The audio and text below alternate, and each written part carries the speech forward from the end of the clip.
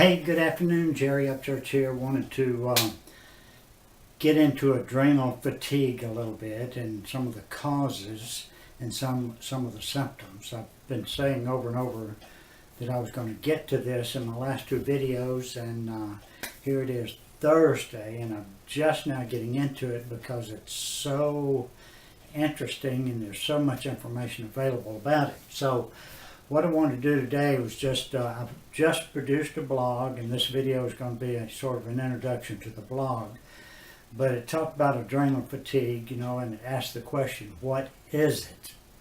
Now, I want to ask you a few questions. If you have trouble getting up in the morning, you might have a symptom of adrenal fatigue. Do you have a high level of fatigue during the day? Do you get tired throughout the day? Do you have lack of ability to really handle your stress? And that's very, very important. Do you have food cravings? Gosh, I think we all have that. How about high levels of energy at night? Maybe around 10, 11 o'clock at night you get a surge of energy. I've been noticing Diane gets that. She's tired throughout the day, but boy, 10, 11 o'clock at night, she's up vacuuming the floor and things like that.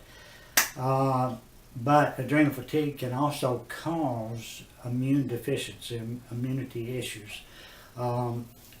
So what I want to get into a little bit is basically what is adrenal fatigue and what are the adrenals. Adrenals are glands up on the kidneys, and basically their function is to produce hormones, like stress hormones. And these hormones are basically set up, and they control your blood sugar, they control your metabolism, they control the inflammation level in your blood, they control your blood pressure, they control your memory. Neurotransmitters, neurotransmitters, that's a key word in that. I was doing some reading on redox signaling, and it's a cellular communications issue. So adrenal and all the hormones produced by your adrenals also affect your brain communication. So it sets up the receptors in your cells in your brain to actually receive the information that they need to receive. And as Dr. Bruce Lipton says, there's a beautiful red bird out there. As Dr. Bruce Lipton says in his book, The Biology of Belief, he says that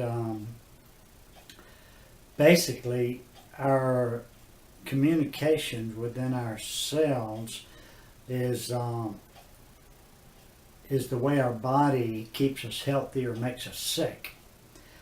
And gosh, I could go into so many different things here, but basically the receptors, he's learned in his cellular biology studies that our cells actually retreat from toxins and they move toward or migrate toward nutrition. So our cells, or the cellular receptors, are constantly feeling out the atmosphere, the environment as he calls it. And our environment is what causes us to be well or sick. It's not our family history and stuff like that. So that goes off into another whole topic, but basically our adrenals are producing our flight or fight mechanism within us. And what Dr. Joe Dispenza says a lot in his book, he talks about the fact that if you see a zebra or a deer out in the field just eating, and a lion comes up, that deer or zebra is going to take flight.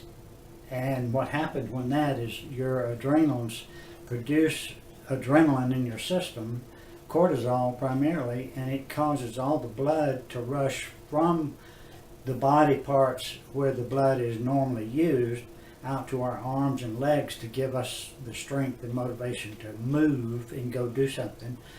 But as the deer gets free from that lion chasing him, he goes back to eating the grass, and he goes back into a state of peace and tranquility, where we as humans we don't do that. We go out and tell somebody, hey, do you know what just happened to me? And even talking about it causes that adrenaline rush again.